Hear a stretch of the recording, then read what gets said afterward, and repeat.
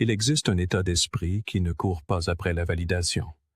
Il n'élève pas la voix pour prendre le contrôle, ni ne se démène pour prouver sa valeur. Il est, tout simplement, calme, clair, immuable. Et lorsqu'il entre dans une pièce, le chaos perd son emprise. Les gens s'arrêtent, les conversations changent, car au fond, nous reconnaissons tous quelque chose de troublant. C'est un esprit que rien ne peut ébranler. Ni les louanges, ni les menaces, pas même l'amour. Il voit à travers le bruit sans y réagir. Il écoute sans se laisser entraîner, et dans son immobilité, les autres commencent à se défaire. Non pas parce qu'il veut dominer, mais parce qu'il refuse d'être dérangé. La plupart des gens passent leur vie à essayer d'être compris. Mais la voix stoïcienne enseigne autre chose. Comprenez-vous si profondément qu'aucun malentendu ne puisse vous atteindre. Entraînez vos pensées comme un guerrier aiguise sa lame, non pour blesser, mais pour préserver la paix quand le monde perd la sienne. Si vous êtes quelqu'un qui valorise la clarté sur le chaos, la profondeur sur la distraction, et le pouvoir intérieur sur le bruit extérieur, alors considérez ceci comme un vœu silencieux envers vous-même, celui de marcher sur le chemin de la discipline, de la maîtrise de soi et d'une paix inébranlable. La plupart des gens ne sont pas brisés, ils sont juste dispersés. Leur esprit saute d'un désir à l'autre, telle une flamme vacillant dans le vent, jamais stable, jamais tranquille. Un jour, ils poursuivent la paix comme si c'était la réponse à toute leur agitation. Le lendemain, ils recherchent l'attention, espérant qu'elle apaisera le vide laissé derrière. Puis vient la culpabilité, puis la honte, puis le retour désespéré à l'ambition, comme si, cette fois, elle pouvait leur donner un sens. Mais, à la tombée de la nuit, ils s'excusent de trop vouloir, s'en veulent de ne pas vouloir assez, et se demandent pourquoi la vie semble les tirer dans 1000 directions à la fois. Ce n'est pas qu'ils ne sont pas capables, c'est qu'ils manquent de clarté. Car la vérité, c'est que la clarté est plus rare que l'intelligence. L'intelligence remplit les livres. Mais la clarté bâtit des empires intérieurs. Le genre d'empire que personne ne peut voir, mais que tout le monde ressent quand vous entrez dans une pièce. Le genre de pouvoir qui n'a pas besoin de crier ou de prouver, il avance simplement avec une direction. Calme, concentré, silencieux. Et c'est le début d'un esprit implacable. Implacable non pas dans la cruauté, mais dans la discipline, dans la soustraction, dans le choix d'un but au-dessus de tout ce qui l'encombre. Mais la clarté n'arrive pas comme une révélation tombée du ciel. Elle n'apparaît pas dans une citation sur votre mur ou une vidéo de motivation. Elle se forge dans le feu de l'inconfort. Dans ces moments de silence où vous vous posez enfin la question que la plupart des gens évitent toute leur vie. Qu'est-ce que je veux vraiment? Pas ce qui semble noble, pas ce qui suscite les applaudissements, pas ce qui est beau sur le papier, mais ce qui brûle silencieusement en moi quand tout le reste se tait. La clarté commence là. Pas dans les réponses, mais dans la volonté de poser des questions inconfortables. Que veux-je vraiment au-delà du confort? Qui dois-je devenir pour le mériter? Et à quoi suis-je prêt à renoncer pour cesser d'être tiré dans 100 directions? Ces questions sont profondes car elles menacent tout ce que nous avons été conditionnés à accepter comme une réussite. Elles ne flattent pas l'ego, elles l'exposent. Et la plupart des gens détourneront le regard. Mais ceux qui ne le font pas, ceux qui affrontent la contradiction de leur propre vie, commencent à sentir quelque chose changer. Une quiétude. Un sens de l'orientation qui n'a pas besoin de validation extérieure. Et une fois que vous savez ce que vous servez, le reste du monde commence à se taire. Vous n'êtes plus mu par l'opinion, l'insulte ou la louange. Vous ne courez plus après les applaudissements, ni ne fuyez la critique. Vous avancez simplement, une décision à la fois, vers quelque chose de réel. Sénèque a écrit un jour « Il n'y a pas de vent favorable pour celui qui ne sait où il va. » Et c'est pourquoi la plupart des gens se sentent si épuisés. Ce n'est pas parce qu'ils échouent, c'est parce qu'ils naviguent sans direction, emportés par la prochaine rafale d'attention, de peur ou de doute. Un esprit implacable n'est pas réactif. Il est ancré. Tandis que les autres sont influencés par les humeurs et les moments, vous restez enraciné dans quelque chose de bien plus profond. Cette racine, c'est la clarté. Pas le genre de clarté qui a besoin d'être constamment réaffirmée, mais celle qui ressemble à un vœu. Vous commencez à dire non, non par colère, mais par alignement. Vous cessez de vous expliquer, non par arrogance, mais parce que votre énergie est devenue intentionnelle. Vous laissez les gens vous méprendre, s'il le faut, parce que vous ne jouez plus un rôle pour eux. Carl Jung parlait de la vie non vécue qui sommeille en chacun de nous, cette vie que nous évitons, réprimons ou nions, car elle menace l'identité que nous avons construite pour être approuvée. Mais lorsque vous commencez à chercher la clarté, cette vie non vécue se met à parler plus fort. Et si vous l'écoutez, elle vous mènera à quelque chose de rare. Un sens de l'orientation si puissant que les distractions ressemblent à un simple bruit de fond. Vous cessez d'avoir besoin de prouver votre valeur. Vous commencez simplement à la construire, discrètement, brique par brique. La clarté ne signifie pas que vous ne vous sentirez jamais perdu. Mais même dans la confusion, vous aurez quelque chose que la plupart n'ont pas. Une orientation. Vous ferez peut-être des détours, mais vous n'oublierez pas votre destination. Vous serez peut-être incompris, mais vous ne perdrez pas vos valeurs. C'est ce qui sépare ceux qui dérivent de ceux qui dirigent. Non pas les titres, non pas le statut, mais la boussole interne qui reste stable quand la tempête frappe. Lorsque votre esprit n'est plus un champ de bataille de désirs contradictoires, il devient une arme de concentration. Et c'est ce qui terrifie les gens, non pas parce que vous êtes froid, mais parce que vous êtes calme dans un monde qui se nourrit du chaos. Vous ne sourcillez pas quand il vous provoque. Vous ne poursuivez pas quand il vous ignore. Vous ne vous effondrez pas quand ils vous retirent leur approbation. Pourquoi? Parce que la clarté vous a rendu indépendant de tout cela. Vous ne cherchez plus votre direction dans leur réaction. Vous avez déjà choisi votre chemin. Épictète disait « La liberté est le seul but digne dans la vie. On l'obtient en méprisant les choses qui échappent à notre contrôle. » La clarté est cette forme de liberté. Elle n'élimine pas l'incertitude, mais elle supprime la dépendance. Vous cessez d'attendre des signes. Vous devenez le signe. Vous cessez de demander la permission. Vous commencez à agir selon vos principes. Et les gens le remarqueront. Ils ne le comprendront pas toujours, mais ils le sentiront. Le calme, la maîtrise de soi, le refus d'être pressé, attiré ou flatté pour prendre des décisions qui ne servent pas votre vision plus large. Et voici la partie que la plupart des gens ne réalisent jamais. La clarté ne concerne pas seulement la direction. Elle concerne la conservation du temps, de l'énergie, de soi.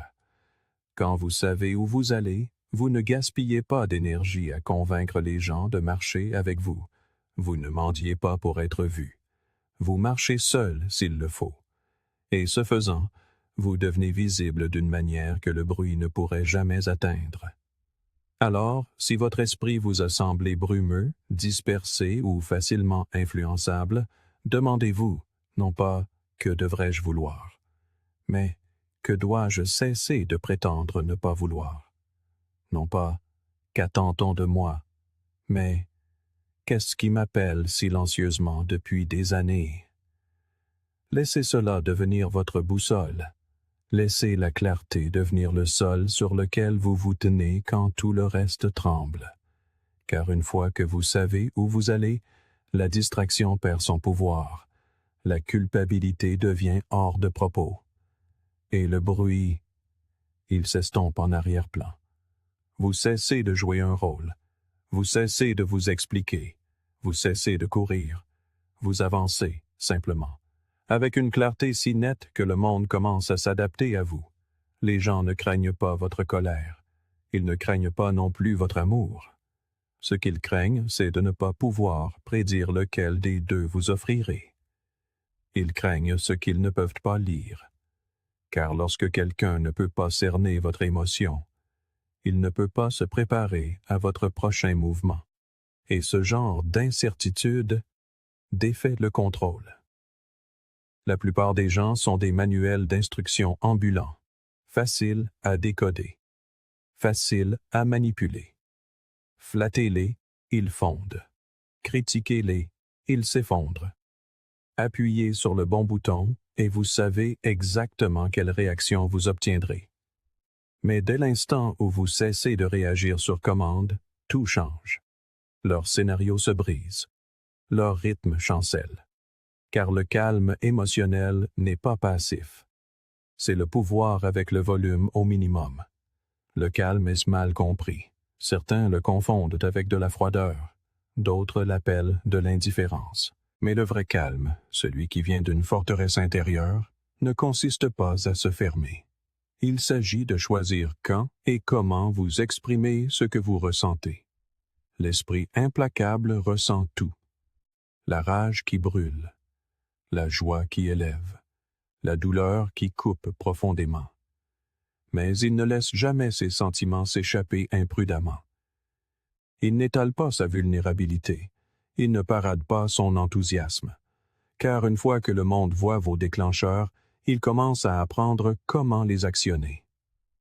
Il y a une raison pour laquelle la prévisibilité émotionnelle est si souvent exploitée.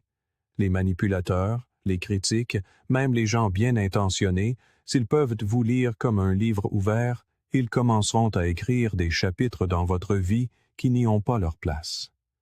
Votre visage réagit, votre ton change, vos épaules se crispent. Chaque indice visible devient un levier, et lentement, vous cessez d'agir avec clarté pour commencer à réagir sous la pression. Mais au moment où vous devenez illisible, où votre calme devient constant, où votre silence devient la norme, ils ne savent plus où appuyer. Et c'est là que votre véritable pouvoir commence. Épictète enseignait « Ce qui importe, ce n'est pas ce qui vous arrive, mais la façon dont vous y réagissez. » Le stoïcien sait que l'émotion n'est pas l'ennemi, l'émotion non maîtrisée l'est, car une fois que vos émotions prennent les devants, votre raisonnement suit comme une ombre. Vous pouvez tout ressentir et n'être gouverné par rien, et c'est ce qui sépare la force de la sensibilité. L'une devient votre boussole, l'autre votre cage. Mais comment maintenir le calme quand tout en vous crie de répondre? C'est là que la discipline entre en jeu. Vous pratiquez le calme émotionnel comme un archer pratique la visée, non pas en ignorant votre cible, mais en calmant la main qui tend l'arc. Vous apprenez à respirer avant de parler. Vous apprenez à faire une pause avant de réagir. Vous apprenez à observer vos émotions comme des vagues, non pour vous y noyer, mais pour comprendre comment elles se meuvent. Le but n'est pas de devenir vide, c'est de devenir souverain de vous-même. Carl Jung a dit un jour, « Tant que vous n'aurez pas rendu l'inconscient conscient, il dirigera votre vie et vous appellerez cela le destin. » La plupart des gens traversent la vie menée par des impulsions émotionnelles qu'ils n'ont jamais examinées. Ils pensent être authentiques, mais ils sont simplement réactifs. Le calme n'est pas de la répression, c'est de la conscience. C'est regarder la tempête en vous et dire « Je te vois, mais ce n'est pas toi qui dirige aujourd'hui. Ce n'est pas que vous ne vous souciez de rien, c'est que vous vous souciez suffisamment pour protéger votre réponse du gaspillage. Il y a un avantage caché au calme que la plupart des gens ne reconnaissent jamais. Il force les autres à se révéler. Quand vous ne réagissez pas, quand vous ne sursautez pas, ne vous crispez pas ou ne vous surexpliquez pas, les gens commencent à surcompenser. Ils parlent plus, ils en révèlent plus, ils essaient plus fort de vous faire réagir, et ce faisant, Ils exposent exactement ce qui les motive. Le calme les met mal à l'aise car ils placent un miroir devant leur insécurité.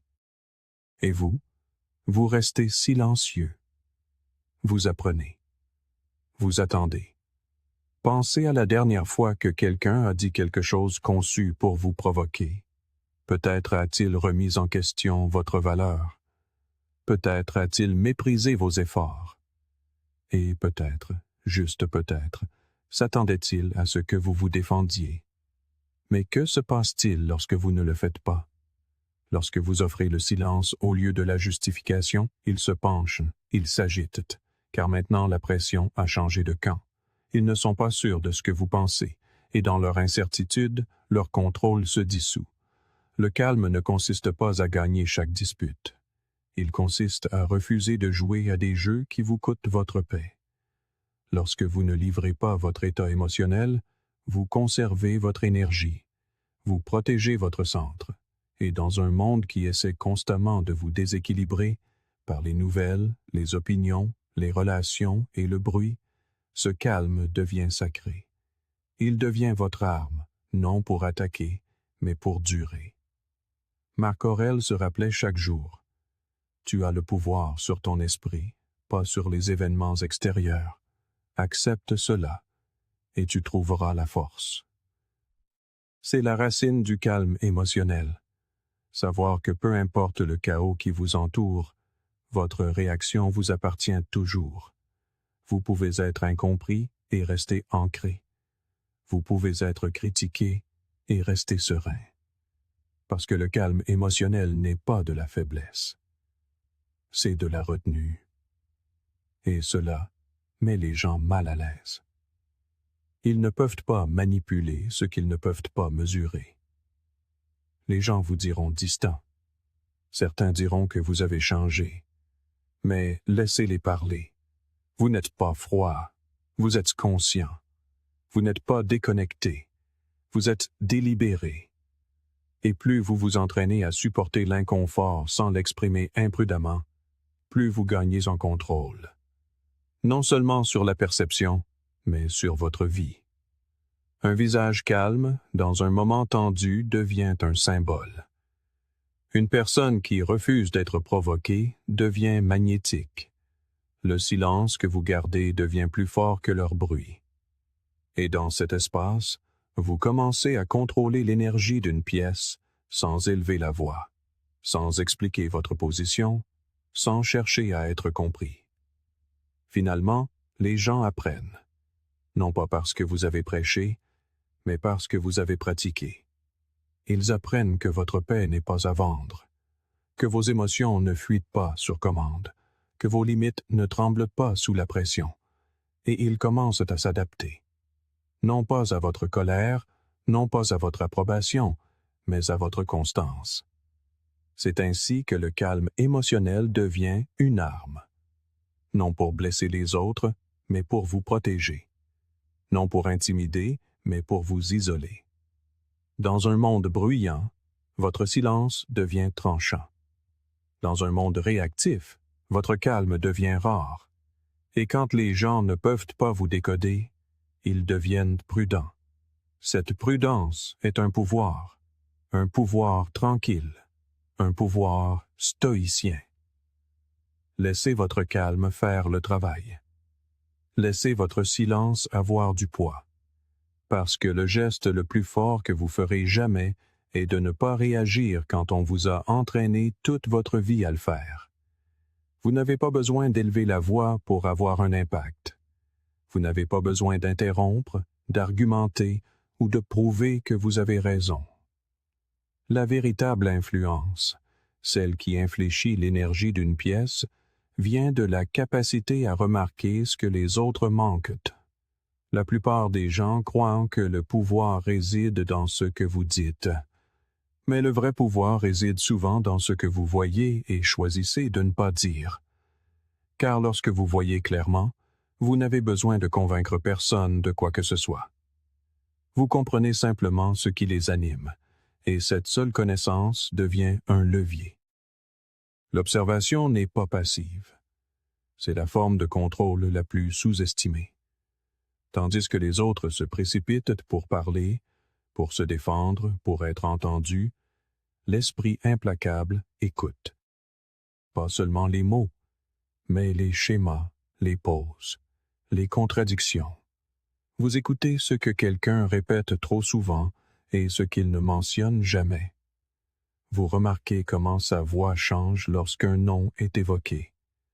Vous saisissez l'éclair de tension derrière un sourire, le moment où ses yeux se baissent lorsqu'un sujet le touche de trop près. Ce ne sont pas de petites choses, ce sont des signaux, et les gens s'enfuient constamment. Mais pour les remarquer, vous devez ralentir. Et c'est difficile pour la plupart des gens, car ralentir signifie renoncer à l'envie de répondre, au besoin d'être intéressant, au désir d'avoir raison. Cela signifie porter toute votre attention sur quelqu'un d'autre, non pour l'impressionner, mais pour le comprendre. De la même manière qu'un sculpteur étudie un bloc de marbre avant le premier coup, non avec impatience, mais avec curiosité. C'est ce qui fait la différence entre quelqu'un qui parle pour être remarqué et quelqu'un qui voit pour savoir. La plupart des gens vivent à la surface. Ils réagissent au ton, aux compliments, aux insultes, sans jamais se demander pourquoi la personne a dit ce qu'elle a dit. Mais un observateur entraîné se demande « Qu'essaie-t-elle de cacher? Que défend-elle? Que recherche-t-elle? » Car derrière chaque réaction se cache une croyance. Derrière chaque histoire se cache une blessure. Et lorsque vous pouvez voir la forme de la douleur de quelqu'un, sans même qu'il ne le dise, vous détenez plus de pouvoir qu'il ne l'admettra jamais.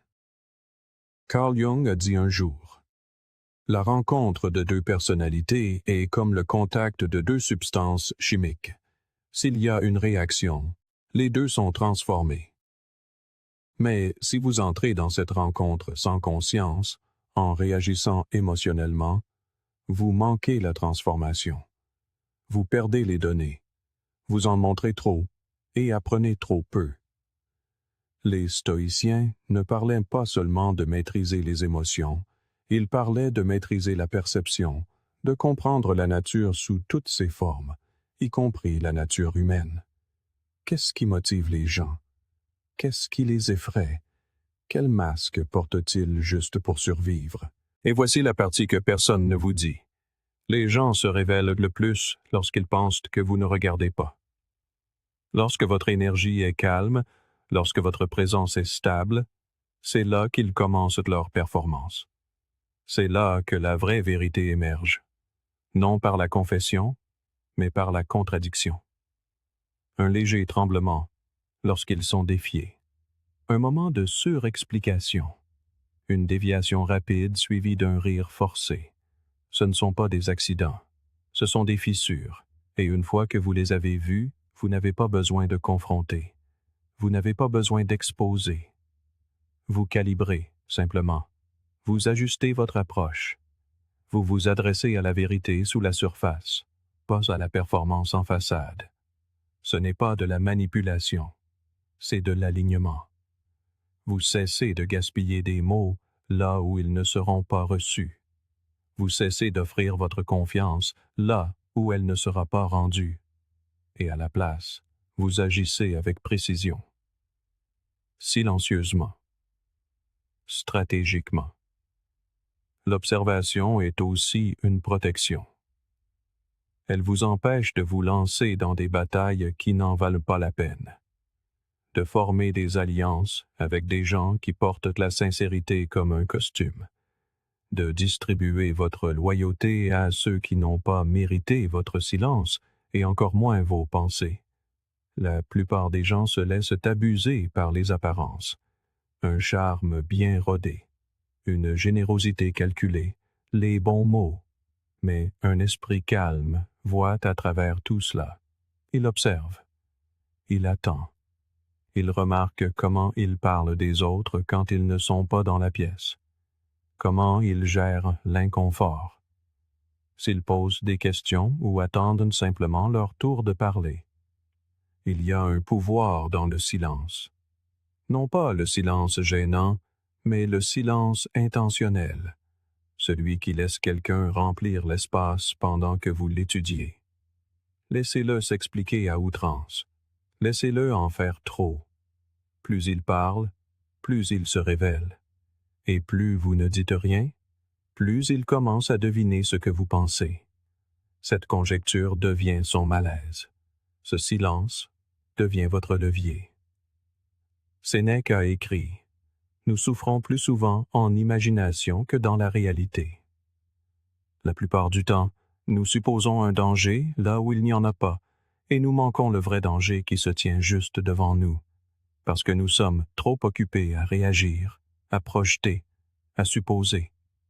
Mais l'esprit implacable observe sans jugement. Il recueille des données, pas du drame. Il ne se précipite pas pour décider. Il laisse les gens se révéler avec le temps. Et ils le font, toujours. Une fois que vous devenez une personne qui observe au lieu de réagir, vous commencez à voir des choses que les autres manquent complètement.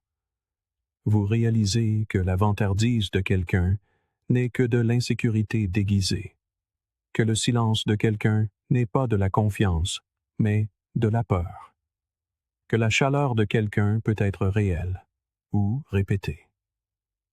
Et au lieu de le confronter, vous stockez simplement l'information. Vous la gardez. Vous laissez le temps faire son œuvre. Parce que le pouvoir n'est pas toujours dans la réponse, il est dans la retenue. Finalement, les gens commencent à le sentir. La façon dont vous les regardez sans qu'ils puissent deviner ce que vous pensez. La façon dont vous parlez moins et comprenez plus. La façon dont vous ne tombez pas dans le piège de la flatterie ni ne vous élevez à l'insulte. Ils commencent à remarquer que leur tour habituel ne fonctionne pas sur vous. Et cette prise de conscience, aussi subtile soit-elle, modifie toute la dynamique. Vous n'avez pas besoin de dominer les conversations. Vous n'avez pas besoin d'être le plus bruyant de la pièce. Vous devez juste être celui qui voit clairement. Et une fois que vous l'êtes, le jeu change. Les gens n'agissent pas de la même manière lorsqu'ils se sentent observés. Ils ne mentent pas aussi facilement. Ils ne cherchent pas autant à impressionner, car au fond d'eux, ils perçoivent la différence. Ils savent que vous ne faites pas que les entendre. Vous les lisez. Et lorsque vient le moment d'agir, vous ne frappez pas à l'aveugle. Vous avancez avec une intention. Vous ne parlez que lorsque c'est nécessaire. Et quand vous le faites, vos mots portent plus loin. Non pas parce qu'ils sont plus forts, mais parce qu'ils sont informés. Chaque phrase est façonnée par tout ce que vous avez discrètement observé. Chaque mouvement émane d'une clarté profonde. Vous ne vous êtes pas précipité dans le jeu. Vous avez étudié l'échiquier. Et maintenant, vous jouez. Ce n'est pas un hasard si la culpabilité est l'outil de contrôle le plus efficace. Ni la force, ni la peur, mais la culpabilité. Elle n'élève pas la voix. Elle ne vous enferme pas dans une pièce. Elle murmure. Elle se déguise en bienveillance. Elle se présente avec la voix de votre conscience, mais elle vous enchaîne. Ne sois pas méchant. Ne les fais pas se sentir mal. Donne-leur juste une autre chance. Cela semble noble, jusqu'à ce que vous réalisiez que vous saignez pour des gens qui ne vous offriraient même pas un pansement. Alors vous donnez encore. Vous vous taisez encore. Vous pliez juste un peu plus. Et à chaque fois, vous vous amenuisez. La plupart des gens ignorent d'où vient leur culpabilité. Elle a été plantée dans l'enfance, arrosée par la répétition et renforcée par des relations qui louaient la soumission et punissaient la résistance. Ils ont appris que dire non faisait d'eux des égoïstes, que partir faisait d'eux des sans-cœur, qu'avoir des limites signifiait qu'ils étaient le problème, et ainsi ils ont cessé de choisir pour eux-mêmes. Non par manque de clarté, mais par peur de ce que les autres pourraient en penser. Ils ont échangé leur vérité contre l'harmonie. Mais quelle sorte de paix est-ce là, si elle exige votre silence? La culpabilité n'est pas toujours le signe d'une faute. Parfois, c'est une laisse, conçu pour vous faire asseoir sagement dans la zone de confort d'un autre. Les stoïciens nous ont enseigné que les émotions doivent être examinées avant d'être obéies, que la clarté ne se trouve pas en s'abandonnant aux sentiments, mais en questionnant leur source. Alors, quand la culpabilité monte, faites une pause. Demandez-vous, cette culpabilité est-elle ancrée dans mes valeurs ou est-elle utilisée pour contrôler mon comportement? Car il y a une différence entre une conscience et une cage. Carl Jung a dit un jour, « Rien n'a une influence plus forte sur l'entourage, et particulièrement sur les enfants, que la vie non vécue du parent. » Beaucoup de gens n'ont pas seulement été élevés par des règles, mais par une culpabilité transmise comme un héritage familial. Non pas que leurs parents fussent cruels, mais parce qu'on ne leur a jamais enseigné une meilleure voie. La culpabilité est alors devenue le langage de l'amour, de la discipline, du contrôle. Et cette voix est restée dans votre tête bien après que la leur se soit tue. Vous ne pouvez pas créer une paix authentique en vous sacrifiant constamment pour éviter l'inconfort. Ce n'est pas la paix. C'est le désir de plaire déguisé en moralité. Et la moralité sans liberté n'est que de l'obéissance. Le pouvoir commence lorsque vous cessez de vous excuser pour vos limites. Quand vous arrêtez d'expliquer pourquoi vous n'êtes pas disponible pour être vidé de votre énergie aujourd'hui. Quand vous cessez d'offrir plus de vous-même juste pour maintenir le calme. Car parfois, l'entourage a besoin de ressentir l'inconfort de votre vérité et non l'illusion de votre accord. Il ne s'agit pas de devenir froid, il s'agit de devenir honnête. Si quelqu'un est blessé par votre limite, cela ne signifie pas que la limite est mauvaise. Cela signifie que la relation était construite sur votre absence. Et c'est une relation qui doit changer. La paix n'est pas l'absence de conflit, c'est la présence du respect de soi. Et si maintenir la paix exige un abandon de soi constant, alors ce n'est pas la paix, c'est de la servitude émotionnelle. Sénèque a écrit, « Celui qui est courageux est libre. » Mais comment pouvez-vous être libre si vous êtes encore gouverné par la peur de ne pas être aimé? Comment pouvez-vous être fort si chacune de vos décisions est filtrée par les attentes des autres? La culpabilité fait des lâches des gens au grand cœur. Elle transforme la force en silence et la générosité en épuisement. Et la seule façon de s'en libérer est de s'entraîner à décevoir ceux qui profitent de votre soumission. Vous les décevrez. Qu'on se le dise, ils vous traiteront d'égoïste, de froid, de distant. Ils diront que vous avez changé. Et c'est vrai. Vous avez appris à poser de meilleures questions. Vous avez appris à habiter votre propre vie. Et ce faisant, vous avez fait de la place pour quelque chose de rare. Une clarté qui ne vacille pas sous le poids de la culpabilité. Cela ne semblera pas naturel au début. Les premiers « non » feront peut-être trembler votre voix. Vous pourriez sentir l'écho de ce vieil apprentissage murmuré. « Tu es cruel. » Mais tenez bon. Car chaque fois que vous choisissez ce qui est juste plutôt que ce qui est facile, vous reconquérez une partie de vous-même, et ceux qui vous aiment sans condition s'adapteront. Ils n'apprécieront peut-être pas, mais ils respecteront. Ceux qui s'éloignent, c'était leur choix, pas votre trahison. Et à mesure que vous gagnez en clarté, que la culpabilité relâche son emprise, vous commencerez à remarquer à quel point la vie devient plus silencieuse. Non pas parce que les gens arrêtent de demander, mais parce que vous ne vous sentez plus obligé de vous expliquer. Vous agissez avec intégrité.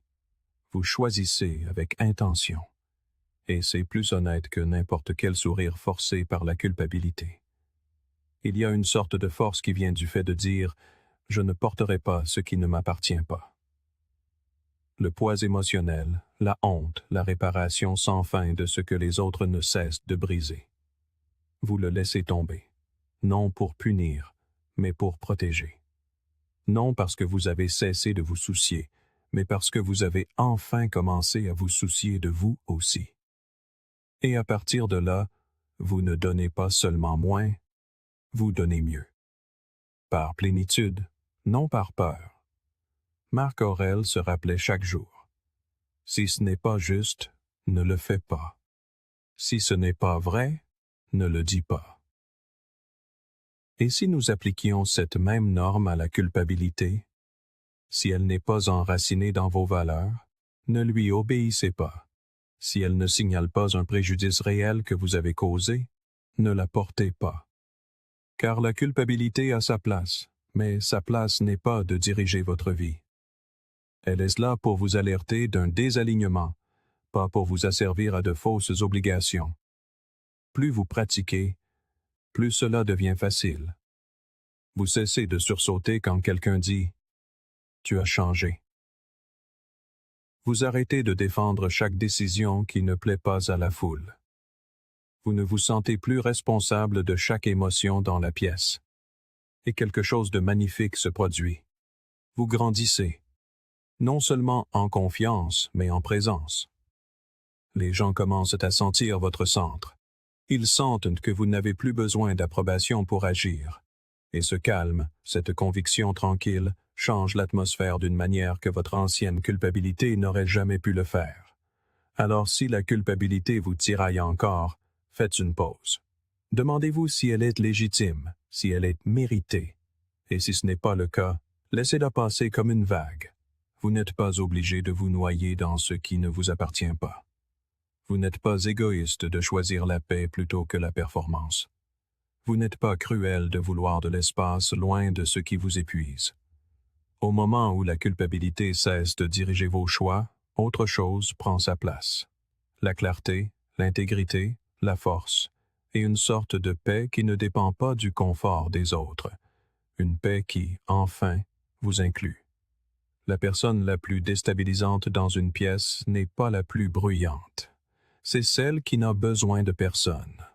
Non par arrogance, non par détachement, mais parce qu'elle a construit un monde intérieur qui ne s'effondre pas quand les autres s'en vont.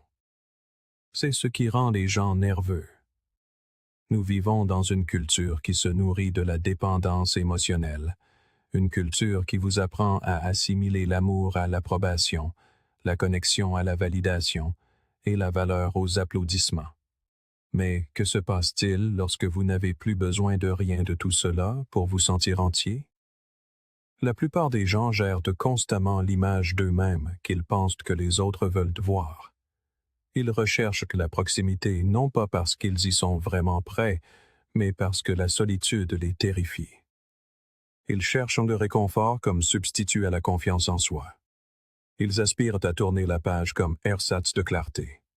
Ils s'effondrent face à l'incompréhension, comme si la confusion de quelqu'un d'autre pouvait jamais changer qui ils sont. Mais une fois que vous commencez à construire de l'intérieur vers l'extérieur, ce désespoir commence à s'éteindre et quelque chose de nouveau prend sa place. La contenance. L'autonomie intérieure n'est pas l'isolement, c'est l'abondance intérieure. Cela signifie que vous avez cessé de donner aux autres le pouvoir de décider ce que vous ressentez à votre propre sujet. Vous ne courez pas après les messages pour savoir que vous êtes aimé. Vous ne mendiez pas d'explications pour avancer. Vous ne vous effondrez pas quand quelqu'un s'éloigne, parce que vous ne vous appuyez pas sur lui pour trouver votre équilibre. Vous avez développé votre propre gravité. Et maintenant, les gens gravitent respectueusement autour de vous, où ils dérivent. La liberté nous apprend à ne rien vouloir, à ne rien attendre, et à ne contrôler que nous-mêmes. Cela semble froid au premier abord, mais c'est la forme la plus chaleureuse de liberté. Car au moment où vous cessez d'attendre des autres qu'ils vous complètent, vous commencez enfin à vous rencontrer pleinement. Il y a une phrase de Marc Aurèle qui frappe fort. « Nulle part où tu peux aller n'est plus paisible, plus libre d'interruption que ta propre âme. C'est le but. Faire de votre âme un endroit où vous pouvez vivre sans avoir besoin que quelqu'un d'autre la décore. On nous a conditionnés à croire que le besoin des autres est la preuve de notre humanité. Et bien que la connexion soit profondément importante, la dépendance est une autre histoire. Lorsque tout votre sentiment d'identité s'élève et s'effondre avec l'attention de quelqu'un d'autre, vous n'êtes pas amoureux, vous êtes en captivité. L'autonomie intérieure signifie être capable de partager un espace avec quelqu'un sans vous fondre en lui. Cela signifie être capable de quitter une conversation sans la rejouer 1000 fois dans votre tête, vous demandant si vous auriez dû sourire davantage, en dire moins, ou mieux vous expliquer. Cela signifie que vous vivez à votre propre rythme, non au rythme de leur réaction. Carl Jung a un jour noté que la solitude ne vient pas du fait d'être seul, mais de l'incapacité à communiquer les choses qui semblent importantes. Mais lorsque vous êtes autonome, votre sentiment de valeur ne se brise pas dans le silence. Vous trouvez la paix même quand personne n'est là pour entendre vos pensées. Vous trouvez le pouvoir dans la retenue, non comme une suppression, mais comme une souveraineté.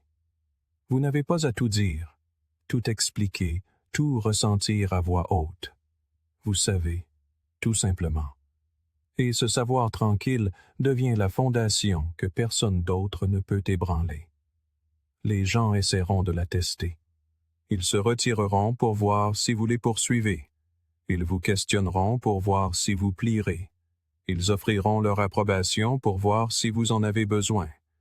Mais quand rien de tout cela ne vous émeut, quand vous restez immobile, ancré, présent, c'est là qu'ils commencent à sentir que vous êtes différent. Non pas inaccessible, mais inaccessible par la manipulation. Et cela les déconcerte, car les scénarios habituels ne fonctionnent plus. Il ne s'agit pas d'être insensible, il s'agit d'être inébranlable. Vous ressentez encore, vous vous souciez encore. Mais vous ne vous épanchez pas. Vous ne cédez pas votre paix pour être compris. Vous ne réorganisez pas vos valeurs juste pour rester proche de quelqu'un qui ne vous valorise pas. Vous apprenez à dire « Voici qui je suis » et je ne m'effondrerai pas pour vous mettre à l'aise. Et cette clarté soit attire les gens plus profondément, soit les fait fuir. Dans les deux cas, vous restez entier. Il y a quelque chose de rare chez quelqu'un qui arrive déjà complet, qui n'entre pas dans une relation en espérant être sauvé, qui n'attache pas de sens à chaque compliment ou critique, qui peut s'asseoir avec ses propres pensées assez longtemps pour prendre des décisions non par peur, but par alignement. Ce genre de présence se ressent. Elle n'est pas ostentatoire, elle n'est pas bruyante, mais elle persiste, car les gens sont habitués à ce qu'on ait besoin d'eux. Peu sont prêts à être choisis. Sénèque a dit « Fréquente ceux qui sont susceptibles de t'améliorer. » Mais si vous essayez constamment de faire vos preuves pour être accepté, vous n'êtes pas amélioré, vous êtes vidé. Et la personne qui respecte vraiment votre autonomie ne sera pas intimidée par elle. Elle l'admirera. Elle vous rencontrera avec son propre centre, pas avec son chaos. Et ensemble, quelque chose de rare est possible. Une connexion sans contrôle. Pour y arriver, cependant, il faut pratiquer. Il faut s'asseoir dans l'inconfort de ne pas répondre à chaque accusation. Il faut tenir bon quand quelqu'un dit que vous avez changé. Il faut cesser de courir après des conversations qui n'ont jamais respecté votre voix. Et dans cette immobilité, vous le sentirez. Le retour de votre pouvoir, le passage lent mais constant du besoin à la présence, de la performance à la paix. Il y aura des moments où les anciens schémas reviendront murmurer, où l'envie d'expliquer, de poursuivre, de chercher le réconfort tentera de s'insinuer. Mais chaque fois que vous choisissez de rester ancré, de respirer à travers cette attraction, vous renforcez la vérité. Votre paix n'est pas négociable, votre valeur personnelle n'est pas externalisée. Et votre amour, lorsqu'il est donné, n'est pas une supplique, c'est un cadeau, offert librement, jamais mendié. Alors laissez les autres aller et venir. Laissez leurs opinions monter et descendre comme la marée. Vous avez construit à l'intérieur de vous quelque chose qui ne se laisse pas emporter si facilement. Et cela, plus que d'être aimé, validé ou même compris, est ce qui vous distingue. Vous n'êtes pas difficile à aimer. Vous n'êtes simplement plus facile à manipuler. Et une fois que vous atteignez ce lieu de force tranquille, vous ne l'échangerez plus. Ni pour de la compagnie, ni pour du confort, ni pour quiconque confond l'accès avec un droit. Car la chose la plus terrifiante que vous puissiez devenir, c'est quelqu'un qui n'a plus besoin que quiconque le maintienne en un seul morceau. Vous l'êtes déjà. Le vrai pouvoir ne se présente jamais. Il n'entre pas dans une pièce en déclarant sa présence. Il n'annonce pas ses victoires, ni n'exige la reconnaissance. Il se meut silencieusement. Il arrive sans bruit. Et pourtant, tout le monde le ressent, non pas à cause de ce qui est dit, mais à cause de ce qui a été fait, avec constance. C'est le poids de la discipline. Et c'est le genre d'influence qui ne vit pas seulement dans l'instant. Elle persiste longtemps après votre départ. Les gens essaient souvent de construire le pouvoir par l'image, les symboles de statut, les mots polis, l'autopromotion incessante. Mais l'image s'estompe. La discipline demeure. Car lorsque vos actions s'alignent sur vos principes, jour après jour, sans avoir besoin d'applaudissements, quelque chose de plus fort qu'une impression se forme. Une réputation. Et les réputations les plus solides ne se disent pas. Elles se construisent. Elles sont sculptées dans le silence que vous gardez, les limites que vous protégez, les réactions que vous refusez de donner. Cela commence par les petites décisions. Vous vous éloignez du manque de respect sans théâtralité. Non parce que vous êtes faible, mais parce que vous n'offrez plus votre dignité comme monnaie d'échange. Vous maintenez vos limites sans vous lancer dans des explications. Vous ne criez pas, ne menacez pas, n'expliquez pas à l'excès. Vous ne négociez pas votre valeur juste pour maintenir la paix. Chacun de ces moments devient un fil, et ensemble, ils commencent à tisser quelque chose de solide, une identité qui parle avant même que vous n'ouvriez la bouche. Carl Jung a dit un jour, « Vous êtes ce que vous faites, pas ce que vous dites que vous ferez. » La plupart des gens l'oublient. Ils confondent le bruit avec l'influence. Mais l'esprit qui mène avec une constance tranquille parle toujours plus fort. Car lorsque vous agissez avec intégrité, surtout quand personne ne regarde, vous apprenez au monde comment vous percevoir. Vous enseignez aux gens que votre silence n'est pas du vide, mais de la réflexion, que vos limites ne sont pas des murs, mais des signaux, que votre distance n'est pas de la colère, mais du discernement. La beauté de ce genre de présence est qu'elle n'a pas besoin d'entretien. Elle n'exige pas que vous corrigiez chaque malentendu ou que vous défendiez chaque décision.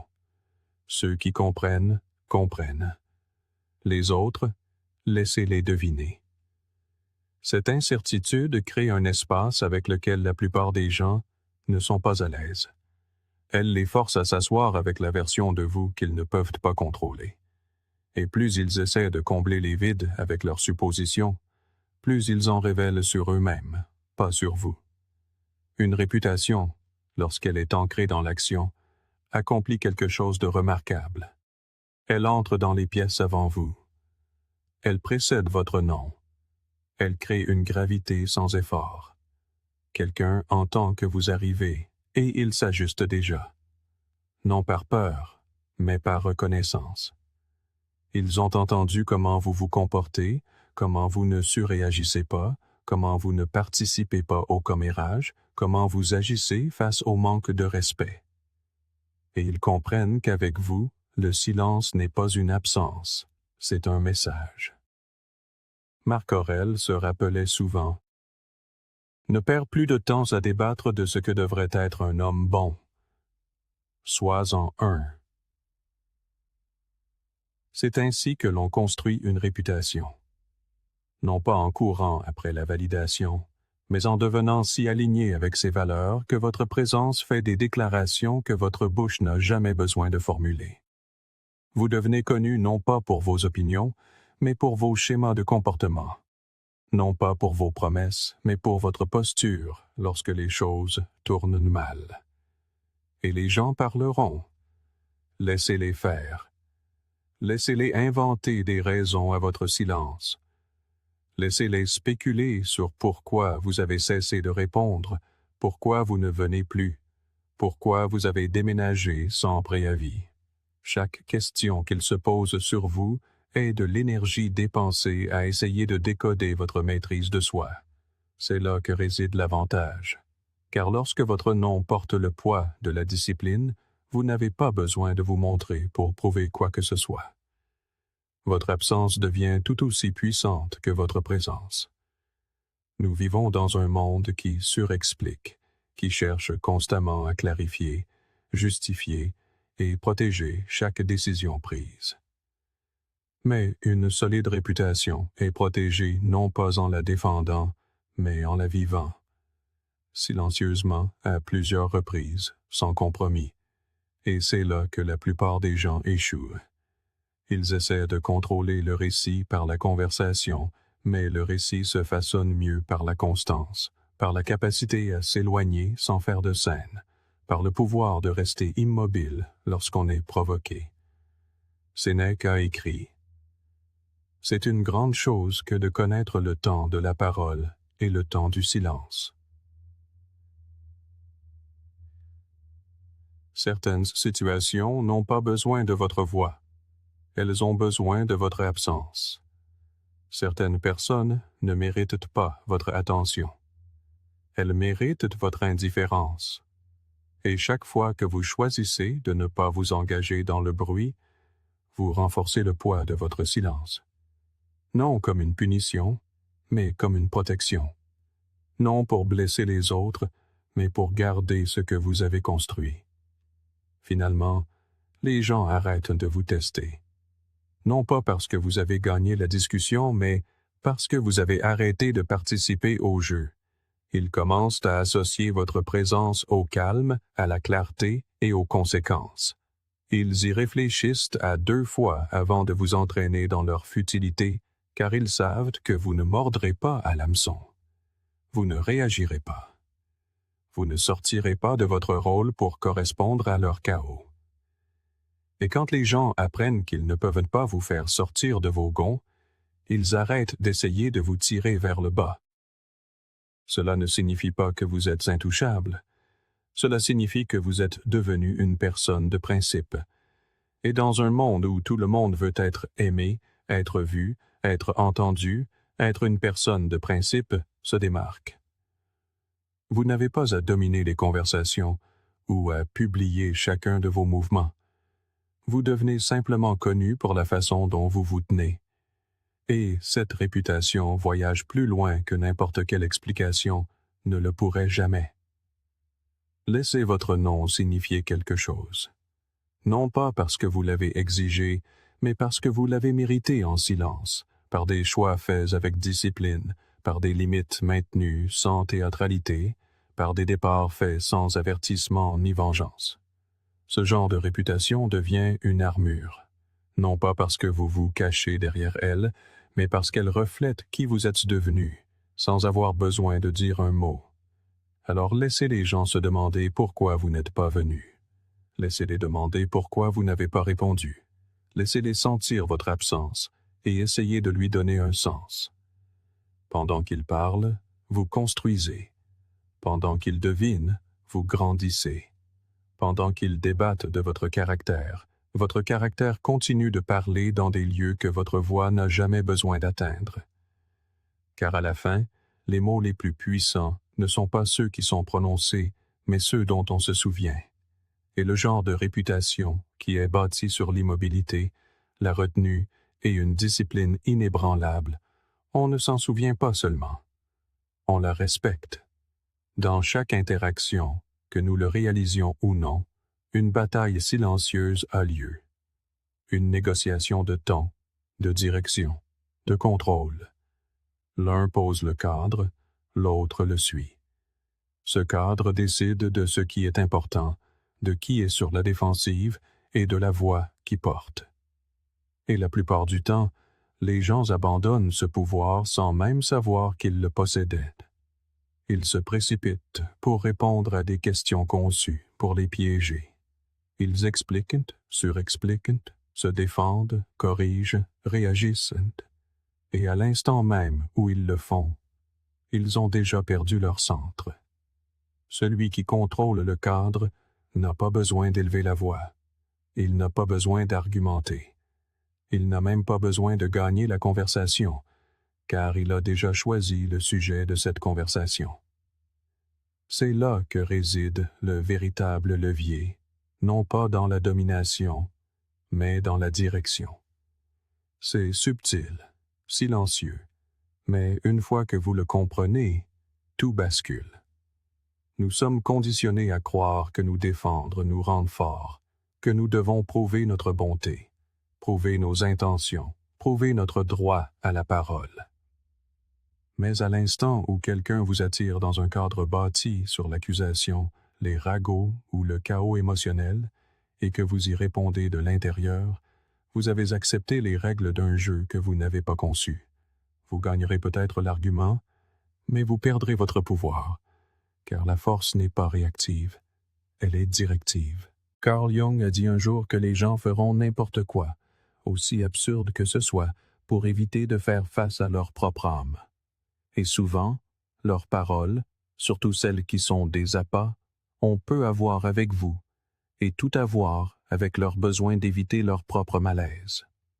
Ils provoquent pour vous déséquilibrer, pour tester votre alignement, pour vous faire danser à l'intérieur d'un cadre qui valide leur propre récit. Et lorsque vous refusez, lorsque vous restez immobile et laissez leurs suppositions tomber à plat, c'est là que le contrôle vous revient, non pas comme une domination, mais comme une maîtrise de soi. Le stoïcisme nous enseigne à garder notre monde intérieur comme une forteresse. Épictète nous a rappelé que si quelqu'un réussit à vous provoquer, votre esprit est complice de la provocation. Vous n'êtes pas responsable de ce qu'ils disent, mais vous êtes responsable de leur céder ou non votre énergie, de laisser ou non leur cadre devenir votre réalité. Et lorsque vous cessez de le faire, lorsque vous choisissez ce qui mérite votre attention et ce qui ne le mérite pas, vous cessez d'être manipulé comme une marionnette.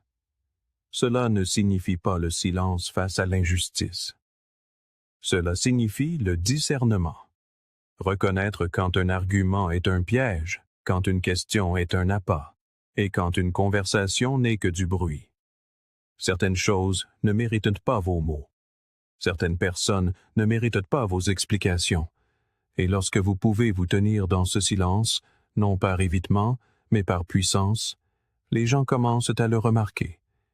Ils commencent à douter d'eux-mêmes, car vous n'avez pas réagi comme ils s'y attendaient. Laissez quelqu'un remettre en question vos motifs. Ne vous défendez pas, vivez. Laissez quelqu'un mentir sur vos actions. Ne courez pas pour corriger. Restez dans votre intégrité, car la vérité n'a pas besoin d'être sauvée. Elle n'a besoin que de constance. Vous savez qui vous êtes.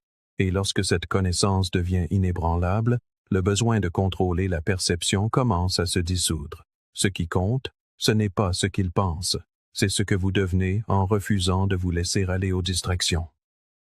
Il y a une force tranquille dans la redirection. Vous n'avez pas besoin de débattre de votre valeur.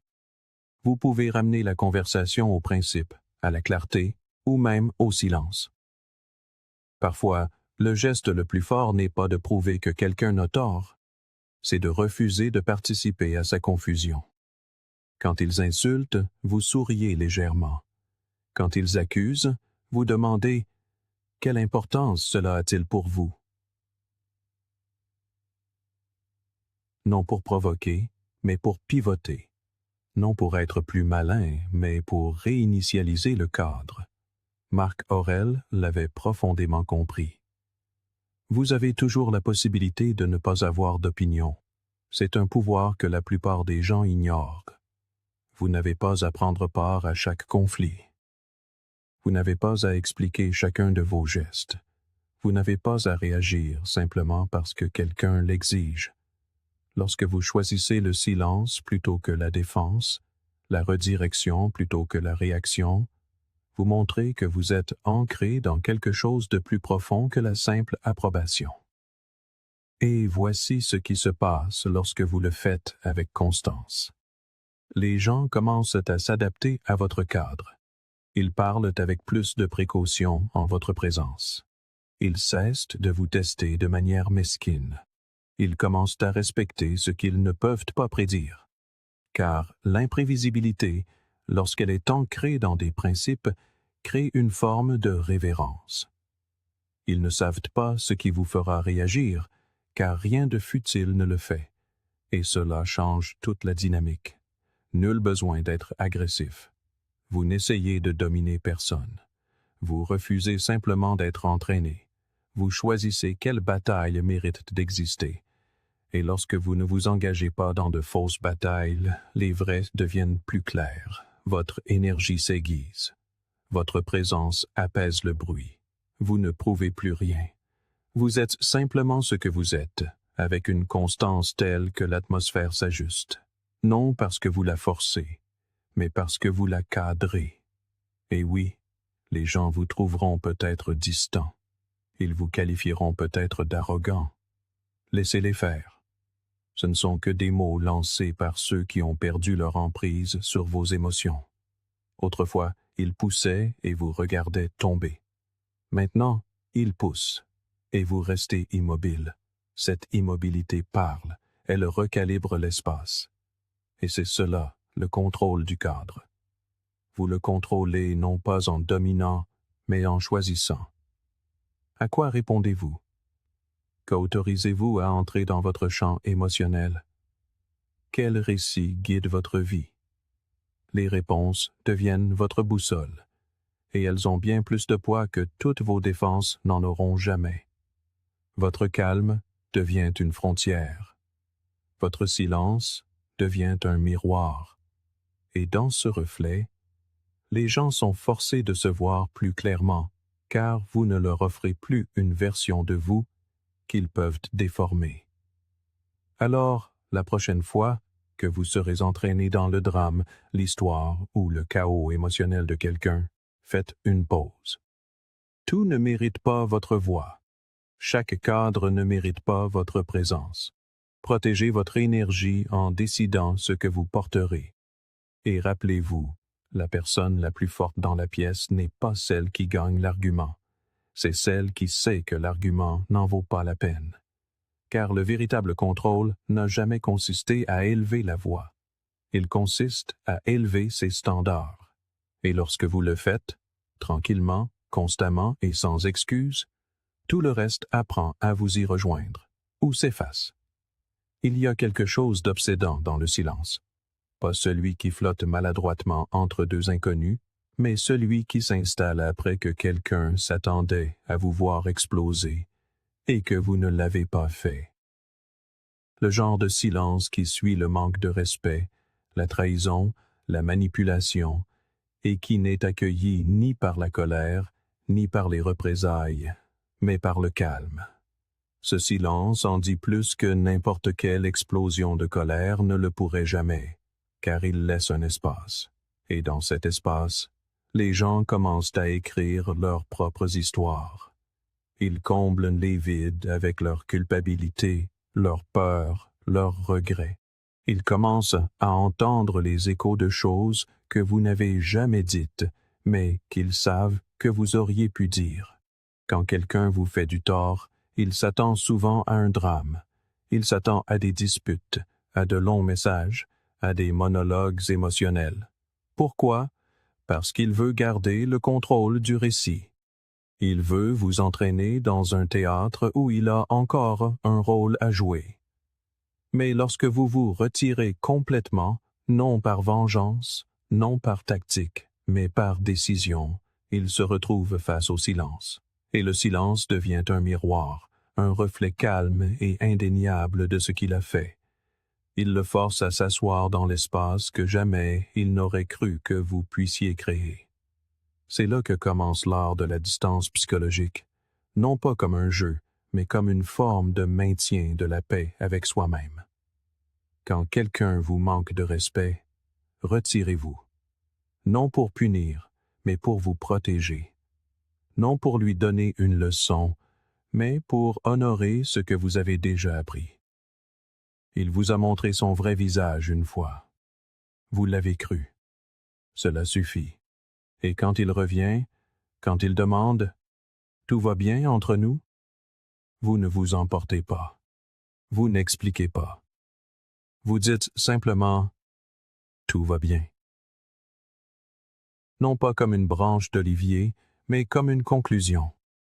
Calme, ferme, définitive. C'est là que réside le pouvoir. Non pas dans les sorties bruyantes, mais dans le détachement silencieux.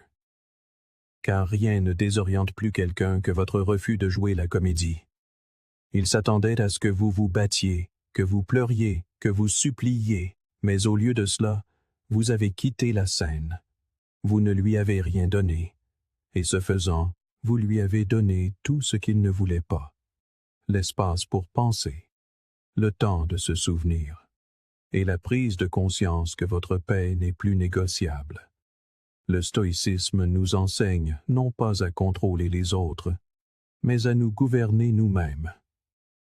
Épictète disait « Porte toute ton attention sur ce qui est véritablement de ton ressort. » Quand quelqu'un vous offense, le problème n'est pas son comportement, c'est votre réaction. Allez-vous lui donner votre feu, ou resterez-vous ancré dans votre propre clarté?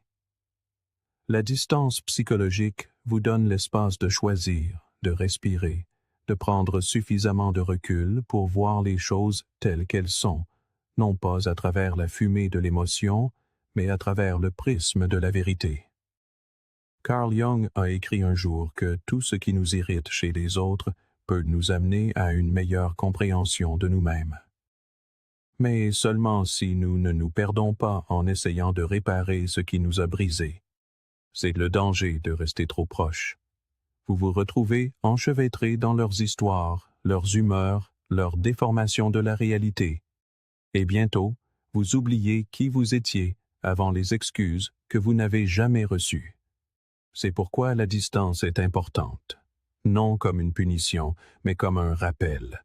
Un retour à la clarté que vous aviez avant de commencer à porter la confusion de quelqu'un d'autre. Cela ne signifie pas se fermer à tout le monde, mais reconnaître qui vous fait oublier votre paix et choisir de ne plus leur en donner l'accès. Cela signifie réaliser que votre énergie est une monnaie et que certaines personnes la dépensent sans compter. Ils prennent encore et encore, puis se mettent en colère lorsque la source se tarit. Mais vous n'êtes pas une ressource pour les imprudents émotionnels. Vous êtes un être humain avec des limites, des frontières et une profondeur. Et la distance est la manière de protéger cela. Il y a une étrange vérité dans le détachement. Plus vous devenez silencieux, plus leur conscience devient bruyante. Quand vous cessez de chercher à clore le chapitre, ce sont eux qui commencent à le chercher. Quand vous cessez d'argumenter, ils commencent à rejouer dans leur tête tout ce que vous n'avez jamais dit, et ce qu'ils imaginent sera souvent plus blessant que tout ce que vous auriez pu verbaliser. Parce que vous n'avez pas eu besoin de crier, vous n'avez pas eu besoin d'expliquer, vous avez simplement cessé d'être présent. Et dans cette absence, une leçon prend racine, une leçon qu'aucune conversation n'aurait pu semer. Sénèque nous le rappelait. Qui est partout n'est nulle part. Et cela inclut le plan émotionnel. Vous ne devez pas à tout le monde un accès total à votre esprit, votre temps, votre cœur. Si quelqu'un teste constamment votre patience, retirez votre présence. Si quelqu'un manipule votre gentillesse, cessez de justifier votre silence. Laissez-le apprendre. Laissez-le sentir ce que c'est que de parler à un écho. Car lorsque votre distance devient votre frontière, les gens s'élèvent pour rencontrer votre paix ou s'évanouissent dans leur propre chaos. Et il sera tentant de combler le silence, d'expliquer pourquoi vous vous êtes éloigné, d'écrire la lettre que vous n'enverrez jamais. Mais une partie de la force psychologique réside dans la retenue. Savoir que la clarté n'exige pas toujours une conversation. Parfois, elle exige de laisser les gens dans l'espace qu'ils ont créé, sans les secourir, sans s'excuser pour la distance, sans se rabaisser simplement pour maintenir le lien. Il y a un pouvoir à être celui qui peut s'éloigner sans drame, celui qui choisit la paix plutôt que la performance, celui qui cesse de donner des chances simplement parce que quelqu'un le demande avec le bon ton. Vous n'êtes pas dur. Vous n'êtes pas cruel. Vous avez simplement fini d'entretenir des versions de l'amour ou de l'amitié qui vous coûtent de votre équilibre mental. Et lorsque vous incarnez cette vérité, quelque chose change dans l'air qui vous entoure. Les gens le sentent. Ils ne savent pas ce qui a changé. Mais ils savent qu'ils ne peuvent plus vous atteindre de la même manière. Et cela les déstabilise plus que n'importe quelle confrontation ne le pourrait jamais. Parce que vous n'êtes pas parti bruyamment. Vous n'avez pas attaqué. Vous avez simplement cessé de participer. Et cette retraite silencieuse résonne plus longtemps qu'1 millier d'accusations. Elle dit « Je n'ai plus ma place ici. Je ne suis plus à ma place là où je dois me battre pour le strict minimum. Je choisis d'être là où la paix ne me coûte pas mon identité. » Laissez les autres combler le silence avec des histoires. Laissez-les supposer, interpréter, réécrire. Cela n'a pas d'importance. Vous êtes sorti du récit. Vous avez cessé d'essayer d'être compris par des gens déterminés à mal vous comprendre. Et ce faisant, vous récupérez quelque chose de rare. De l'espace. De l'espace pour grandir, pour guérir, pour exister sans être étiré, remis en question ou diminué. Parfois, la chose la plus puissante que vous puissiez faire est simplement de ne pas vous présenter au chaos auquel vous avez été invité, non par faiblesse, mais parce que votre paix est devenue trop précieuse pour être échangée contre du bruit. Partez, non pour les blesser, mais pour vous guérir. Car plus vous honorez votre silence, plus votre présence devient assourdissante dans leur mémoire.